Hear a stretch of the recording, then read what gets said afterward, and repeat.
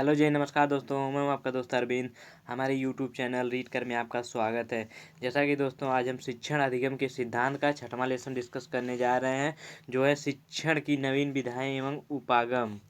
इस लेसन से किस टाइप से क्वेश्चन पूछा जाता है, हम लोग क्वेश्चन वाइज डिस्कस करेंगे। दोस्तों वीडियो अच्छी लगे तो चैनल को सब्सक्राइब करें। इसमें कितने टाइप के क्वेश्चन पूछे जाते हैं, जैसे पूछा जा सकता है क्रियापरक विधि पूछा जा सकता है, बाल केंद्रण विधि पूछा जा सकता है, रुचिपूर्ण शिक्षण विधि, सहभागी विधि, बहुक्षेत्रीय विधि और शिक्षक की आगमन विधि। ये 6 टाइप से हमारे इस लेसन से सेमेस्टर एग्जाम में क्वेश्चन पूछा जाता है। 6 टाइप में से कोई एक टाइप जरूर हमारे सेमेस्टर एग्जाम में हर बार पूछता है। या तो बाल केंद्र शिक्षण पूछ देगा, या तो रुचिपूर्ण, या सहभागी, या बहुक्षेत्रीय, या शिक्षण की आगमन विधि। यही 6 हमारे इस लेसन में महत्वपूर्ण पॉइंट है। इसी पे हम लोग चर्चा करेंगे, जो हम लोग क्वेश्चन वाइज डिस्कस करेंगे, जो हमारे सेमेस्टर एग्जाम के लिए अति महत्वपूर्ण है। दोस्तों चैनल को सब्सक्राइब नहीं किए तो जरूर कर लें। चलिए दोस्तों हम लोग वीडियो शुरू करते हैं। जैसे पूछा जा सकता है क्रियापरक विधि से आपका क्या अर्थ है। क्रियापरक विधि की प्रमुख विशेषता, सिद्धांत। हम लोग इस विधि में पहले अर्थ समझेंगे, फिर उसके विशेषता, फिर सिद्धांत। चलिए हम लोग इसको अर्थ देखते हैं। क्रियापरक शिक्षण का अभिप्राय ऐसे शिक्षण से है जिसमें क्रिया के माध्यम से ज्ञान प्रदान किया जाता है, यानी कि क्रिया प्रतिक्रिया के माध्यम से ज्ञान प्रदान किया जाता है। इसमें छात्र अपनी स्वयं की क्रिया के द्वारा ज्ञान प्राप्त करता है। छात्र यह क्रिया किसी उद्देश्य की पूर्ति के लिए करता है। इसमें छात्र का शरीर और मस्तिष्क दोनों कार्य करता है। इस प्रकार की क्रिया के दलकदमी आत्मक्रिया एवं आत्मविव्यक्ति प्रमुख अंग हैं। अब इसकी हम लोग अलग अलग वैज्ञानिकों ने अलग अलग परिभाषा दिया, अपना अलग अलग मत दिया है इस हमारी क्रियापरक विधि में। तो हम लोग जैसे कामेनियम ने अपने इस शिक्षण क्रियापरक विधि में बताया है कि कामेनियम ने सबसे पहले इस बात का विरोध किया है कि शिक्षक का कार्य केवल छात्रों तक सूचना पहुंचाने का है। उन्होंने कहा है कि शिक्षा व्यवस्था ऐसी होनी चाहिए जिसमें बालक को क्रिया के माध्यम से ज्ञान प्रदान किया जाए। अगले हम हमारे वैज्ञानिक रूसो ने क्रियापरक विधि को किस तरह से परिभाषा दिया है। इन्होंने बताया है कि आप छात्र की बुद्धि का विकास करना चाहते हैं तो उस गति को विकसित करना चाहिए जिसको नियंत्रण करना है। उसे बुद्धिमान तथा तार्किक बनाने के लिए बालक को स्वस्थ बनाइए। पहले स्वस्थ रखिएगा तभी शिक्षा को प्राप्त करवाइए। अगले हमारे वैज्ञानिक हैंसन ने क्या बताया। हैंसन ने क्रिया के शिक्षण को परिभाषित करते हुए लिखा है कि क्रिया सामाजिक तथा मानसिक होती है और दहल कदमी आत्म अभिव्यक्ति तथा आत्म क्रिया इसके अंग हैं। इन्होंने बताया अर्थात बालक जब स्वयं क्रिया करके ज्ञान प्राप्त करता है तो आत्म अभिव्यक्ति तथा आत्म क्रिया जैसे गुण विकसित हो जाते हैं। अब हम लोग इसके सिद्धांत को देखेंगे, इसके बाद हम लोग इसकी विशेषता को देखेंगे। पहले हम लोग इसको सिद्धांत देख लेते हैं। इसके सिद्धांत में क्रियापरक विधि आत्म स्वतंत्र के सिद्धांत पर आधारित है। आत्म स्वतंत्र मतलब अपने आप पे स्वतंत्रता। इसके अनुसार आत्म स्वतंत्रता की प्राप्ति हेतु अभिक्रिया का करना आवश्यक है। अगला पॉइंट हम लोगों का अगला सिद्धांत है, इस विधि में छात्र का सर्वांगीण विकास उसकी स्वयं की क्रिया द्वारा होता है, क्योंकि वह स्वयं सीखता है इस विधि के अनुसार। अगला हम लोगों का सिद्धांत है, यह विधि मनोवैज्ञानिक सिद्धांत पर आधारित है। यह छात्र की क्रिया चेतना के चिंतन, रुचि, संकल्पना तथा निर्णय तीनों स्तरों को प्रभावित करती है। अब हम लोग आगे देखते हैं इसकी विशेषता क्या है। क्रियापरक सिद्धांत की विशेषता क्या है। इसकी विशेषता है जैसे शिक्षक बालकों को करके सिखाना पर बल देते हैं, जैसे स्वयं के करके सिखाए बच्चे सीखें उस पर बल देते हैं, इसकी विशेषता है। जैसे अगला है शिक्षण द्वारा बालकों को क्रियाशील बनाने का प्रयास करना। अगला पॉइंट है, इस प्रकार के शिक्षण में बालक स्वयं ज्ञान अर्जित करता है। यह शिक्षण प्रायः बाल केंद्रित होता है। आगे हम लोग बाल केंद्रित शिक्षण पे पॉइंट है उसको हम लोग डिस्कस करेंगे। अगला पॉइंट है हम लोगों का, इस प्रकार के शिक्षण में व्यावसायिक कुशलता पर विकास होता है। क्रियापरक शिक्षण में अध्यापक निर्देशक का कार्य करता है। निर्देशक। अब अगला क्वेश्चन हमारे सेमेस्टर एग्जाम में पूछा जा सकता है। जैसे हम बताएं कि हम लोगों का छः पॉइंट पढ़ना है, जिसमें हम लोग क्रियापरक विधि को पढ़ चुके हैं। सेम जैसे हम बताएं उसी तरीके से सेमेस्टर एग्जाम में आप लोग लिख देंगे तो बेहतरीन नंबर पाएंगे। अगला पॉइंट हम लोगों का है क्रियापरक विधि। बाल क्रियापरक पढ़ चुके हैं हम लोग। बाल केंद्रण शिक्षण उपागम से क्या अभिप्राय है? शिक्षण में इसका महत्व बताइए। बाल केंद्रित शिक्षण। तो हम लोग चलिए दोस्तों देख लेते हैं इसको हम लोग अपने कैसे सेमेस्टर एग्जाम में लिख सकते हैं। और चलिए दोस्तों हम लोग ये समझते हैं। प्राचीन काल की शिक्षा शिक्षक केंद्रित शिक्षा थी। दोस्तों ध्यान से देखिए, शिक्षा शिक्षक केंद्रित शिक्षा थी, यानी कि शिक्षक के द्वारा जो कहा, शिक्षार्थी के द्वारा जो कहा जाता था वही होता था। शिक्षक जैसा चाहता था उसी प्रकार की शिक्षा देता था। इसमें बालक की अपेक्षा पाठ्यक्रम को अधिक महत्व दिया जाता था, परंतु शिक्षा में मनोवैज्ञानिक के परिवेश से बालक को महत्व दिए जाने लगा। अब बालक की रुचियों तथा रुझानों तथा क्षमताओं का महत्व दिया जाने लगा है इस समय। अब बालक की रुचियों तथा रुझानों तथा क्षमताओं का महत्व दिया। पाठ्यक्रम के निर्धारण में भी इन बातों का ध्यान रखा जाता है। बाल केंद्रित शिक्षण का मुख्य इसकी विशेषता हम लोग देखते हैं। बाल केंद्रित शिक्षण की विशेषता है। मनोवैज्ञानिक शिक्षण विशेषता है। बाल प्रधान शिक्षण है। रुचि तथा सरल आत्म अभिव्यक्ति के अवसर। पहले हम लोग देखते हैं मनोवैज्ञानिक शिक्षण है। बाल केंद्रित में मनोवैज्ञानिक शिक्षण क्या है? यह शिक्षण पूर्ण रूप से मनोवैज्ञानिक है।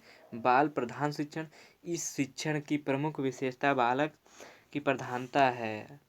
अगला हम लोगों का पॉइंट है जो रुचियों और क्षमताओं का विकास। इसमें बालक की रुचियों, प्रवृत्तियों तथा क्षमताओं को ध्यान में रखकर ही संपूर्ण शिक्षण का आयोजन किया जाता है। अगला है हम लोगों का सरल एवं रुचिपूर्ण शिक्षण। यह शिक्षण सरल एवं रुचिपूर्ण है। इसमें बालक सरल ढंग से नवीन ज्ञान रुचिपूर्ण तरीके से अर्जित करता है। अगला हम लोगों का आत्म अभिव्यक्ति के अवसर। इस शिक्षण में बालक को आत्म अभिव्यक्ति के अवसर प्रदान होते हैं। इसमें बस इतना ही दोस्तों। अब अगला है हम लोगों का रुचिपूर्ण शिक्षण। रुचिपूर्ण शिक्षण को हम समझेंगे, जो एक आध दो पॉइंट और इसमें लिख सकते हैं, जैसे व्यवहारिक सामाजिक। यह शिक्षण बालक को व्यवहारिक एवं सामाजिक शिक्षा प्रदान करना। बाल केंद्र इसके चलिए दोस्तों हम लोग पहले उपयोग भी देख लेते हैं इसमें। जैसे इस शिक्षण में शिक्षण का केंद्र बिंदु बालक होता है। इस विधि के अंतर्गत बालक की रुचियों तथा क्षमताओं और प्रवृत्तियों को ध्यान में रखकर शिक्षण प्रदान किया जाता है। इसमें व्यक्तिगत शिक्षण को महत्व दिया जाता है।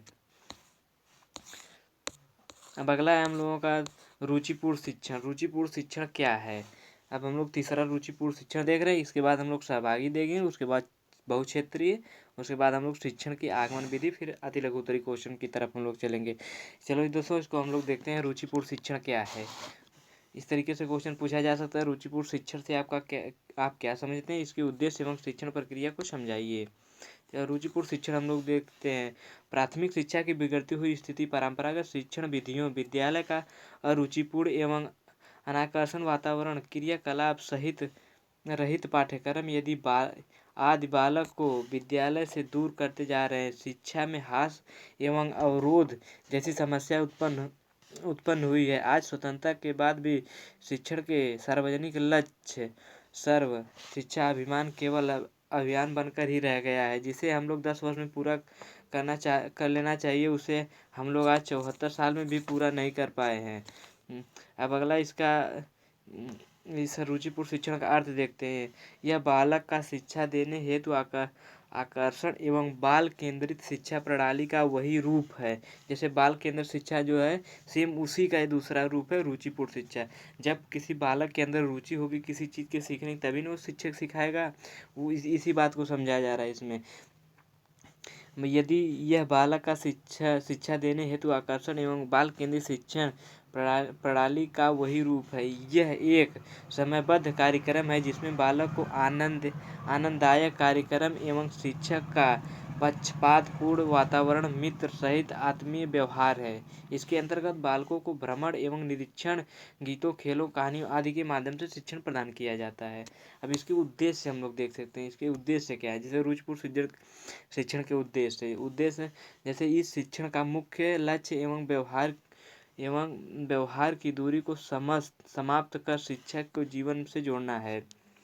बालकों को विद्यालय में ठहराव एवं गुणात्मक शिक्षा की संप्राप्ति करना है। अगला शिक्षक की एक शिक्षक की एक मित्र एवं सहयोगी के रूप में कल्पना करना। अब इसके आगे हम लोग देख सकते हैं, जैसे समुदाय का सहयोग करना रुचिपूर्ण शिक्षण का सिद्धांत में। अगला है शिक्षकों की आपसी समझ और सहयोग की भावना को प्रोत्साहित करना, बौद्धिक सृजनात्मक एवं कलात्मक दक्षताओं का समुचित उपयोग करना। इस तरीके से अब हम लोग इसी रुचिपूर्ण शिक्षण प्रशिक्षण की प्रक्रिया देख लेते हैं। Process of the interesting teaching training, इसको इंग्लिश में कहते हैं। तो इसको देखते हैं हम लोग, प्रशिक्षण की प्रक्रिया। रुचिपूर्ण शिक्षण प्रशिक्षण प्रक्रिया एक सुनियोजित क्रिया है। इस कार्यक्रम में सफल क्रियान्वयन हेतु बेसिक शिक्षा निदेशालय लखनऊ के अधीन राज्य स्तर पर रुचिपूर्ण शिक्षा प्रकोष्ठ की स्थापना की गई, जो विभागीय अधिकारी, यूनिसेफ, जनपदीय टास्क फोर्स, डाइक तथा प्राथमिक शिक्षक संघ के साथ समन्वय स्थापित करते हुए कार्यक्रम का निर्माण, नियोजन तथा प्रशिक्षण की व्यवस्था करता है। कार्यक्रम का संचालन यूनिसेफ द्वारा प्रदत्त वित्तीय सहायक के द्वारा किया जाता है। इसमें हम लोग लिख सकते हैं। इस तरीके से क्वेश्चन हम लोगों का पूछा जाता है रुचिपूर्ण शिक्षण से। अब अगला हम लोगों का सहभागी शिक्षण का अर्थ बताते हुए इसकी विशेषताओं तथा उद्देश्यों का उल्लेख कीजिए। इस तरीके से क्वेश्चन पूछा जा सकता है। तो हम लोगों का चौथा है सहभागी शिक्षण। सहभागी शिक्षण को चलिए दोस्तों हम लोग देख सकते हैं सहभागी शिक्षण क्या है। सहभागी शिक्षण से अभिप्राय शिक्षण प्रक्रिया में शिक्षक एवं शिक्षार्थी की सहभागिता, यानी शिक्षक और बालक की दोनों की सहयोग से ही शिक्षा प्रदान किया जा सकता है। जब बालक का पढ़ने में मन नहीं रहेगा तो शिक्षक उसको कुछ नहीं कर सकता। इसी के बाद किसमें दोनों का सहयोग से सहभागी शिक्षण हो सकता है। इसी में बताया गया शिक्षण की प्रक्रिया में शिक्षक एवं शिक्षार्थी दोनों ही महत्वपूर्ण हैं। शिक्षण प्रक्रिया की सफलता के लिए दोनों को सहभागी आवश्यक है। एक दूसरे के बिना शिक्षण प्रक्रिया अधूरी है। कक्षा में शिक्षण कार्य करते समय शिक्षक कई क्रिया करता है। वह शिक्षार्थी से प्रश्न पूछता है, श्यामपट्ट पर लिखता है, पृष्ठ पोषण प्रदान करता है, उनका सहयोग प्रदान करता है। शिक्षक प्रश्न पूछता है, शिक्षार्थी उत्तर देता है। इस तरीके से उसमें सहभागिता बनी रहती है। आगे हम लोग लिखते हैं शिक्षार्थी पालन करता है, दोनों ही एक दूसरे का सहयोग करते हैं।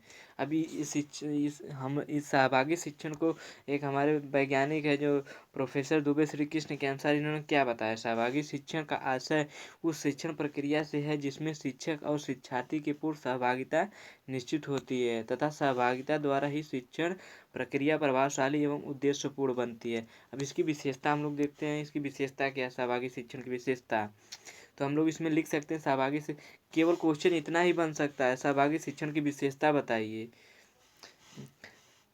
और क्वेश्चन भी पूछा जा सकता है, जैसे पूछा गया क्वेश्चन सहभागी शिक्षण के उद्देश्य लिखिए, केवल एक ही पूछ सकता है। हम लोग इसकी विशेषता देखते हैं, फिर उसके बाद उद्देश्य देखेंगे। जैसे सहभागी शिक्षण प्रक्रिया से शिक्षण के समस्त पक्ष लाभान्वित होते हैं। सहभागी शिक्षण में शिक्षक एवं शिक्षार्थी दोनों ही सहभागी अनिवार्य है। इस प्रक्रिया में शिक्षार्थी की सहभागिता होने से वह क्रियाशील बना रहता है। सहभागी शिक्षण में शिक्षार्थी का महत्वपूर्ण स्थान होता है। अब इसको उद्देश्य हम लोग दे सकते हैं। सहभागी शिक्षण के निम्नलिखित उद्देश्य हैं। जैसे हम लोग शिक्षार्थी को स्थानीय ज्ञान प्राप्त करते हैं। शिक्षार्थियों को शारीरिक और मानसिक रूप से क्रियाशील रखना है। शिक्षार्थियों का सर्वांगीण विकास करना है। कक्षा एवं कक्ष में सौहार्दपूर्ण वातावरण बनाए रखना है। अब अगला हम लोगों का क्वेश्चन पूछा जा सकता है, जैसे हम लोगों का 5वां पॉइंट है बहुक्षेत्रीय शिक्षक। बहुक्षेत्रीय शिक्षक क्या है, शिक्षण क्या है, इसको हम लोग चलिए दोस्तों देखते हैं। हमारे सेमेस्टर में इसी तरीके से क्वेश्चन पूछा जा सकता है। जैसे दिया है बहुक्षेत्रीय शिक्षण से क्या अभिप्राय, इतना ही पूछ सकता है। इसके आगे भी पूछा जा सकता है, जैसे बहुक्षेत्रीय शिक्षण विधि को प्रयोग में लाने के किन किन बातों का ध्यान रखना चाहिए। तो चलिए दोस्तों हम लोग देखते हैं।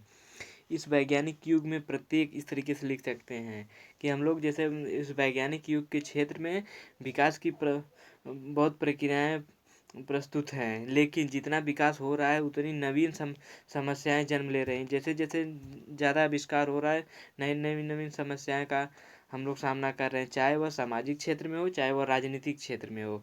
वर्तमान समय में शिक्षण के क्षेत्र में अनेक समस्याएं पैदा हो रही हैं, जिससे छात्रों की शिक्षण व्यवस्था उपयुक्त ढंग से नहीं हो पा रही है। इसी प्रकार की एक समस्या है विद्यालय में पढ़ते छात्र तथा अध्यापकों की घटती संख्या। अधिकतर प्राथमिक विद्यालयों में यह देखा जा रहा है कि 1 से 5 तक कक्षाएं चल रही हैं, लेकिन वहां अध्यापक की संख्या 1 या 2 से अधिक नहीं होती है। ऐसी स्थिति में शिक्षण हो पाना संभव नहीं है।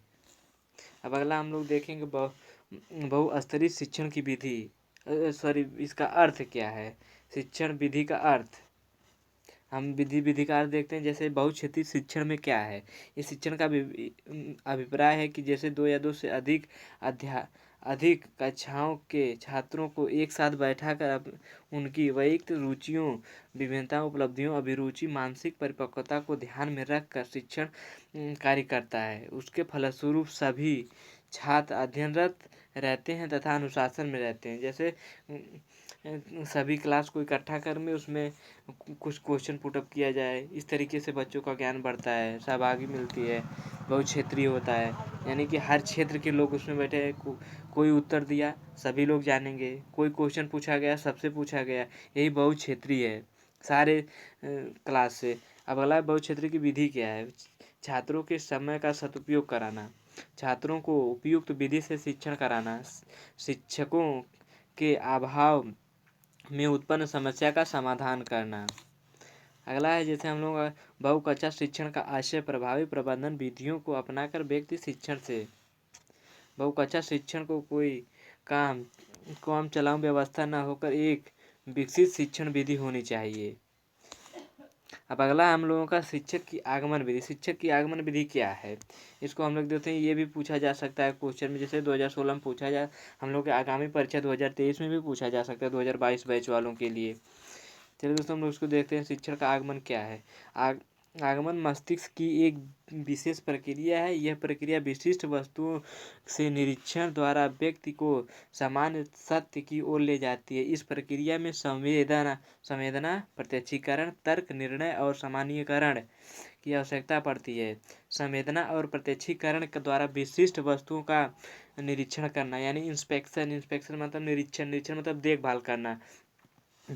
निरीक्षण करने के पश्चात तर्क के आधार पर हम किसी निर्णय पर पहुँचते हैं। यदि वह निर्णय हमें उपयुक्त लगता है तो इसी को हम एक सामान्य नियम बनाकर स्वीकार कर लेते हैं। इसी को सामान्यीकरण कहते हैं। स्पष्ट है कि आगमन विधि में विशेष उदाहरण की सहायता से आप नियम तक पहुंच सकते हैं। जैसे हमारे एक वैज्ञानिक हैं इन्होंने बताया शिक्षण की आगमन विधि को। जैसे लिखा है आगमन विधि की परिभाषा निम्नलिखित शब्दों में की है। जब कभी छात्र के सम्मुख अनेक तथ्य, उदाहरण व वस्तुएं प्रस्तुत करते हैं और इसके पश्चात बालकों से स्वयं उसके निष्कर्ष निकलवाने का प्रयत्न करते हैं तो इसे शिक्षण विधि को आगमन कहते हैं। जैसे कई प्रकार की वस्तुओं को रख के उसमें बालक से पूछा जाए इसमें से आप क्या क्या देख के बता, उसी को कहते हैं आगमन विधि, कि वो अपने से आत्मा के अंदर से सोच के बता रहा है कि उसमें क्या है। आगमन विधि विशिष्ट से सामान्य की ओर और मूर्ति से अमूर्त की ओर ले जाने की वाली प्रक्रिया। जैसे बहुविकल्पी क्वेश्चन में पूछा जा सकता है मूर्त से अमूर्त की ओर, विशिष्ट से श्रेष्ठ की ओर। इसी तरीके से किसने दिया है, तो लाइनर ने दिया है इस विधि को। आगमन के चरण क्या है, अब हम इसमें देख सकते हैं इसके आगमन के चरण। उदाहरण निरीक्षण, सामान्य निरीक्षण मतलब कोई वस्तु का देखभाल करके, उदाहरण किसी वस्तु का उदाहरण देकर, सामान्यीकरण सामान्य प्रक्रिया के द्वारा। जैसे उदाहरण शिक्षक बालकों को समझ अनेक प्रकार के उदाहरण दिया। निरीक्षण क्या है, बालक शिक्षण के द्वारा रखे गए उदाहरण का निरीक्षण करके और वे किसी निष्कर्ष पर पहुंचने का प्रयास करता है। सामान्यीकरण बालकों के द्वारा उदाहरण के आधार पर किसी नियम का निर्धारण करना। अगला हम लोगों को परीक्षण करके, किसी चीज पे प्रयोग करके। बालकों के द्वारा कुछ अन्य उदाहरण दिए जाते हैं और उन्हें उदाहरणों की सहायता से नियम का परीक्षण करता है, यानी प्रयोग, प्रैक्टिकल। आगमन की विधि के गुण, यह शिक्षण की मनोवैज्ञानिक विधि है। यह विधि बालकों को अभ्यास और स्वयं प्रयास करने का अवसर देती है। यह विधि स्थूल से सूक्ष्म की ओर जाती है। पूछा जा सकता है बहुविकल्पी भी क्वेश्चन में कि आगमन विधि क्या है, उसमें विकल्प में दिया रहेगा स्थूल से सूक्ष्म की ओर। तो हम लोगों का विकल्प सही हो जाएगा स्थूल से सूक्ष्म की ओर। यह विधि बालकों को आत्मविश्वास पैदा करती है। अब इसकी आगमन विधि के दोष क्या क्या हैं। इस विधि से शिक्षण कार्य अत्यंत धीमी गति से चलता है, क्योंकि इसमें सब कुछ कार्य बालक को ही करना पड़ता है, इसलिए धीमी गति से होता है। यह विधि सब विधियों के शिक्षण के लिए गए उपयुक्त नहीं है। कभी कभी शिक्षण विधि से बालक गलत निष्कर्ष कर लेता है। यह विधि कक्षा शिक्षण में सदैव प्रयोग नहीं की जा सकती है। अब इस चैप्टर से अति लघु उत्तरीय क्वेश्चन किस टाइप से बन सकता है मैथ सेमेस्टर एग्जाम में। चलो दोस्तों हम लोग इसको देखते हैं। बाल केंद्रित शिक्षण क्या है, जैसे हम लोग पीछे डिस्कस कर चुके हैं इसको। प्राचीन काल की शिक्षा शिक्षक केंद्रित शिक्षा थी। इसमें बालक की अपेक्षा पाठ्यक्रम को अधिक महत्व दिया जाता था, परंतु शिक्षा में मनोवैज्ञानिक के प्रवेश से बालक को महत्व दिया जाने लगा है। अब बालकों की रुचियों, रुझानों तथा क्षमताओं को महत्व दिया जाने लगा। गतिविधि किसे कहते हैं। गतिविधि से तात्पर्य उन सारी क्रियाओं से है जिनकी सहायता से विषय वस्तु को कक्षा में रोचक एवं प्रभावी ढंग से प्रस्तुत किया जाए तथा बच्चों उसमें रुचि ले सकें। अब अगला क्वेश्चन है रुचिपूर्ण क्या है। रुचिपूर्ण शिक्षण क्या है। शिक्षा यह शिक्षकों के लिए एवं शिक्षकों द्वारा बनाया गया एक कार्यक्रम है। दोस्तों ध्यान से देखिए, शिक्षकों के लिए शिक्षकों द्वारा बनाया गया कार्यक्रम। इसमें शिक्षक बच्चों की रुचियों के अनुसार स्थानीय अवस्थाओं को ध्यान में रखते हुए अपने शिक्षण कार्य को प्रभावी बनाना रुचिपूर्ण है। अब बालक किन किन विधाओं को सहजता से सीख लेता है, जैसे गीत, कहानी, वार्तालाप, अभिनय, नाटक, भ्रमण, निरीक्षण, पहेली। अब सहभागी शिक्षण से क्या तात्पर्य, जिसे हम लोग पीछे पढ़ चुके हैं। जिन शिक्षण क्रिया में शिक्षार्थी का सहयोग प्राप्त करने का अनुभव कराया जाता है, वह इस शिक्षण प्रक्रिया का महत्वपूर्ण पक्ष सहभागी शिक्षण कहलाता है। दक्षता आधारित शिक्षण क्या है। दक्षता हम लोग समझ रहे दक्षता क्या है। दक्षता आधारित शिक्षण से तात्पर्य यह है कि छात्रों की दक्षता पर आधारित न्यूनतम अधिगम की संप्राप्ति करना, जिसमें छात्रों की क्षमता को सुनिश्चित किया जा सके। अगला है हम लोगों का दक्षता आधारित विधि के सोपान बताइए।